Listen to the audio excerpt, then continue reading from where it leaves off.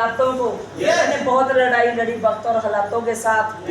गुरुद्वारा साहब जाती थी, कहीं में भी जाती थी, मैं एक ही बात बोलती थी कि बाबा जी एक मौका दे दो, एक मौका। मैंने सुना है हर इंसान की जिंदगी में एक दिन, एक कुछ साल ऐसे जरूर होते हैं जो उसके अच्छे दिन होते हैं। मेरी जिंदगी में वो मौका कब आएगा? मेरे हालात कब बदलेंगे? मैं लड़ाई लड़ने के लिए तैयार हूँ, मैं मेहनत करने के लिए तैयार हूँ, मैं दिन रात मेहनत कर सकती हूँ। 12 घंटे, 24 घंटे, 48 घंटे, 72 घंटे मैं लगातार चल सकती हूँ। बट मुझे एक मौका दे दो, एक मौका, एक रास्ता दिखा दो।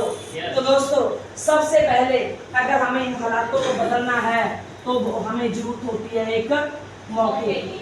जरूरत की होती है मौका, एक मौका, एक प्लेटफॉर्म। और दोस्तों, आज हम बहुत लकी हैं, आज सारे के सारे हम बड़े भाग्यशाली हैं। आज हम बड़े किस्मत वाले हैं कि आज हमारे इष्ट देव जिनको हम मानते हैं उनके रहमत कृपा से आज वैदिक एक प्लेटफॉर्म आशीर्वाद के रूप में, प्रसाद के रूप में, एक मौके के रूप में हमारी जिंदगी में आ चुका है।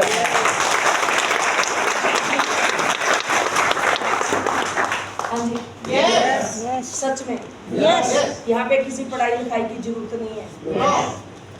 ये बिजनेस किसी के साथ भेदभाव नहीं करता। यहाँ पे फार्म रखते हैं हम। अच्छा, फार्म पे लिखा हुआ है कि आप किस जाति से हैं?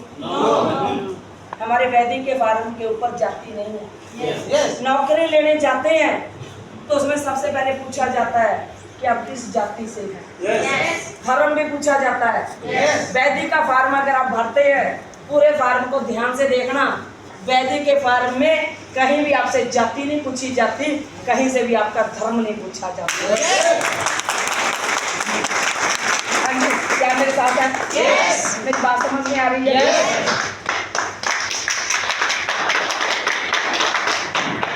कहीं लिखा हुआ है जाति, धर्म, कहीं पे क्वालिफिकेशन लिखा हो कि आपकी पढ़ाई क्या है, आपके पास कौन सी डिग्री है, कहीं पे पूछा गया है?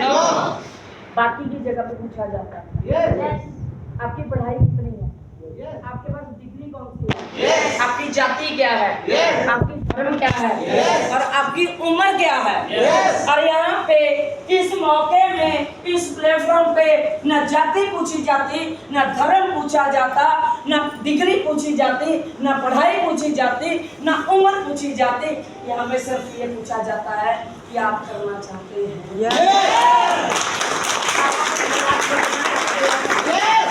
आप वक्त को बदलना चाहते हैं। तो दोस्तों, बस यही पूछा जाता है कि आप करना चाहते हैं।